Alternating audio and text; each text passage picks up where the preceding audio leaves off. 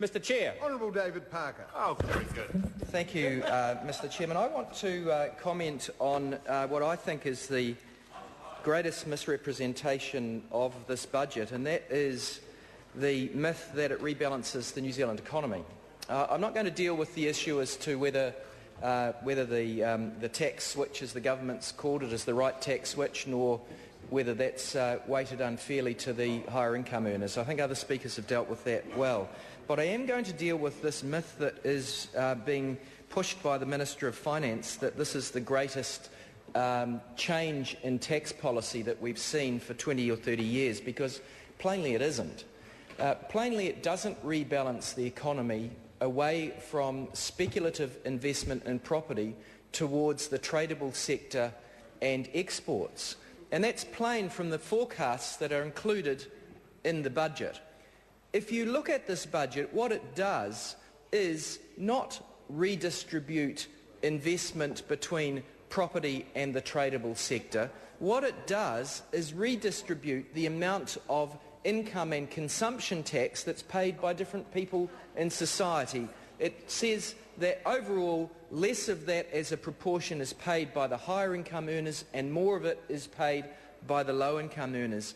It does very little to change the balance between taxing capital and labour, very little, because it doesn't do much to tax capital. Indeed, it's interesting that in terms of the recommendations of the tax working group that it picks up, it actually goes a little way in respect of investment in property. It doesn't catch the kernel of the problem, which is overinvestment in residential property. They would have done that through ring-fencing losses. What they've done instead is do away with claiming depreciation on buildings, which has as much effect in the commercial property sector as it does in the residential property sector, and doesn't curb the largest of those problems, which is overinvestment in the residential property sector, with people incurring large losses in respect of their mortgages on residential borrowing, which they offset against their other income. And why can I say that with absolute confidence that it hasn't rebalanced the economy? Because we see it in what happens with the current account deficit. If this budget was going to improve the current account deficit, we would see the current account deficit going down. But we don't. We actually see the current account deficit going out from here, year on year, back to 7% of GDP. 7% of GDP. And I think the best commentary on this so far from the commentators has come from Burl. They're not overcome with the somewhat surprising amounts that the government has done in terms of the tax switch. They're actually looking at what the effects are on the fundamentals of the New Zealand economy. And they say, and I think they're right to say, that at least what was good to see the Minister of Finance acknowledge that New Zealand's largest single vulnerability is now its large and growing net external liabilities. New Zealand now owes $168 billion, around 90% of GDP. So overall, New Zealand's net asset position in the world is that we owe more than we own. We owe so much that if you total up and compare it to the size of our economy, we owe already the equivalent of 90% of GDP. And under this budget, it gets worse. It gets worse at the equivalent of 7% of GDP per annum, so that by 2014, New Zealand's net asset position in the world is that our debts will be 100% of GDP. So if our growth isn't coming from export growth, if we've got an increasing current account, if we're getting an increasing current account deficit, as is shown by the projections in this very budget, where is the growth that's coming in this economy to pay for the borrowings and to overcome the increase in borrowings that's needed to fund these tax cuts? Well, it's actually coming from internal growth in the property sector. It's coming from internal growth in the property sector. It's not coming from export growth. It's coming from exactly the problems that the Prime Minister and the Deputy Prime Minister said that they were trying to overcome from this budget. It's actually coming from those imbalances in the economy getting worse again. Now, I think the Burl analysis of this is actually very interesting. It's saying that if the net external sector, and this is a quote from them, is not the lead driver of Treasury's growth forecast, what is? Our reading indicates the growth forecast relies heavily on a noticeable rebound. Mr. Chair, Mr. Chairman, Mr. Chairman, Mr. Chairman, Mr. Chair.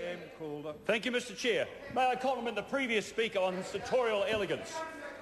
This budget is the budget of a government committed to creating a strong economy built on and led by sustainable growth and value-added exports, which will underpin jobs, create opportunities for all New Zealanders to realise their hopes, dreams and aspirations. This is a budget of a strong government, a courageous government, a government which believes in acknowledging and rewarding the pursuit of hard work and the pursuit of excellence, a perceptive government which understands that the positive, can-do attitudes of every New Zealander are our edge in competing and ensuring our country's future success on the highly competitive global stage. This government is a standard bearer for unlocking the potential that lies within the heart of every New Zealander. We are working relentlessly for every New Zealander to share a sense of purpose and a feeling of belonging. We have no time for the politics of envy. We will not rob Peter to pay Paul. What good is there for any of us?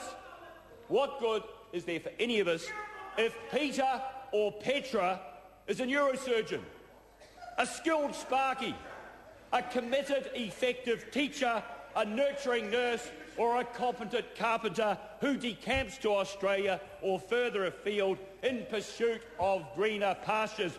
Mr. Speaker, John Key's National League government is principled, pragmatic and believes in creating a brighter future with all New Zealanders, for all New Zealanders, of all New Zealanders, right here in our homeland, Aotearoa, New Zealand.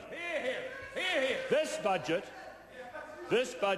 with its across-the-board tax cuts to help families get ahead and more money for education and health, will lift long-term economic growth, responsibly rein in past fiscal profligacy and massive public debt, and encourage better frontline public services.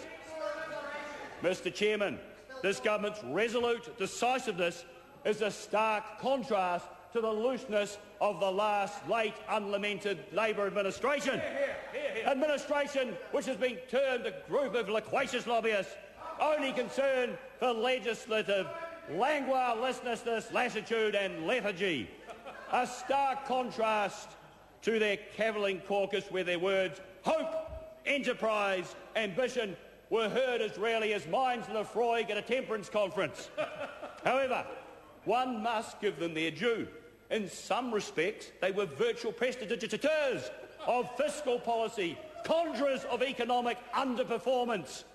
The maladministration of the late administration managed to parley the best economic conditions since World War II into year after year after year of decline in the performance of our tradable sectors, our exports, which are the drivers of our economy.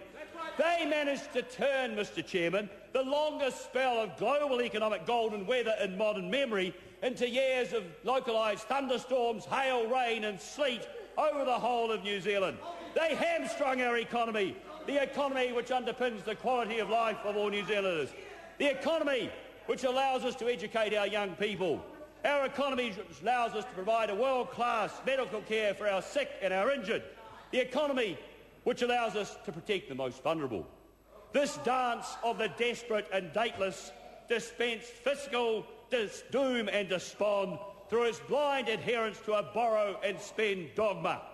A remarkable record of failure, Mr. Chair, by the last